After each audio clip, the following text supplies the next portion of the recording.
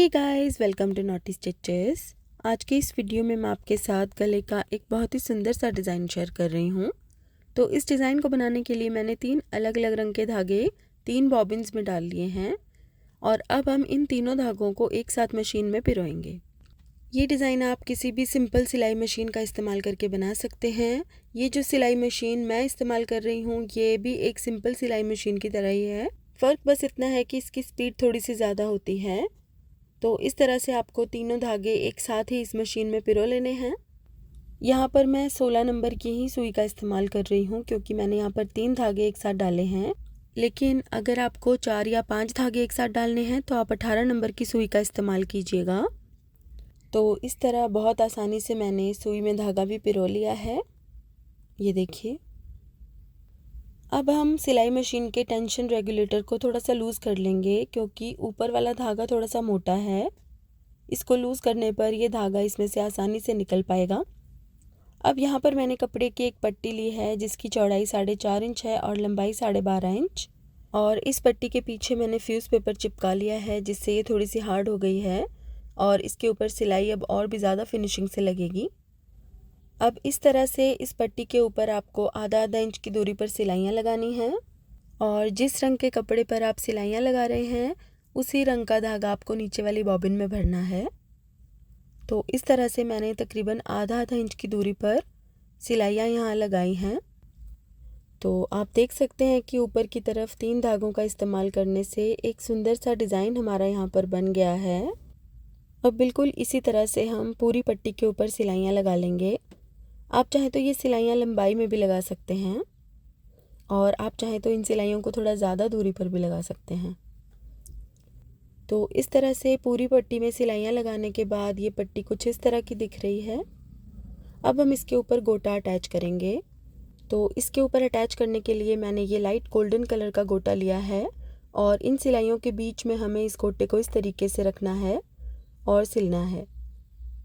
गोटा अटैच करते हुए आपको इस चीज़ का ध्यान रखना है कि इसके ऊपर बहुत ही बारीक सिलाइयाँ आपको नहीं लगानी। बहुत बारीक सिलाई लगाने से कई बार गोटा कट भी जाता है। तो इस तरीके से हमें गोटे को बिल्कुल सफाई से यहाँ पर अटैच करते जाना है। ये देखिए, यहाँ पर मैंने बिल्कुल बारीक वाला गोटा इस्तेमाल किया है। आप चाहें तो थोड़ा चौड़ा वाला गोटा भी इस्तेमाल कर सकते हैं अगर आप लाइंस थोड़ी ज़्यादा दूरी पर लगा रहे हैं तो इस तरह से मैंने गोटे को अच्छे से पूरी पट्टी के ऊपर अटैच कर लिया है। ये देखिए कितना सुंदर सा ये डिज़ाइन हमारा इस पट्टी के ऊपर बनकर तैयार हो गया है। अब आपको इस तरह की फ्लोरल एम्ब्रॉयडरी वाली कोई भी लेस ले लेनी है जो कि आपको बाज़ार में बहुत आसानी से मिल जाएगी।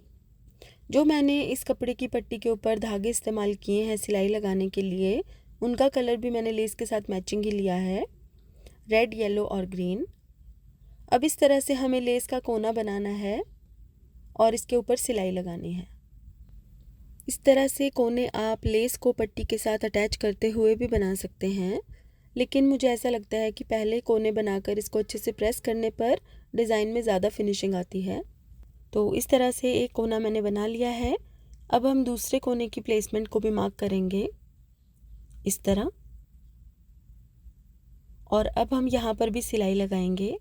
इस तरीके से कोने बनाने पर कोने वाली सिलाई ऊपर की तरफ नहीं दिखती जिससे कि डिज़ाइन में ज़्यादा फिनिशिंग आती है।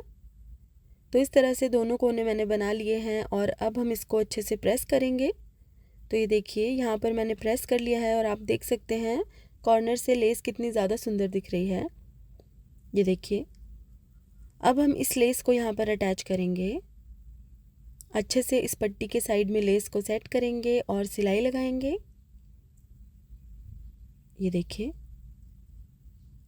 अब इस तरह से सिलाई लगाकर हम एक पैच तैयार कर लेंगे गले पर लगाने के लिए। ये देखिए, बिल्कुल सफाई से इसकी किनारी पर हम सिलाई लगाएंगे।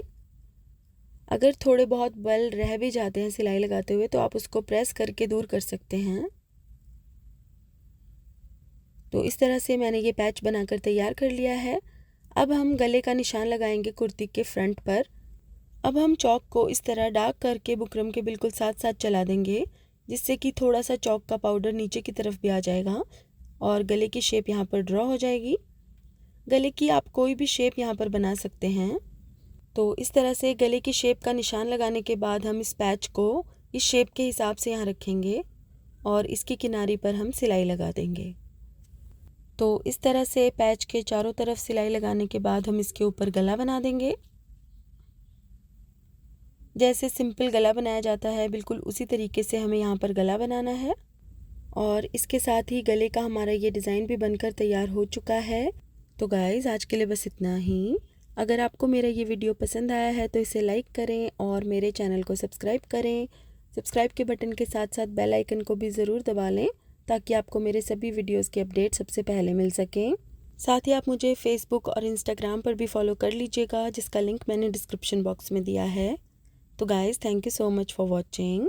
Bye bye.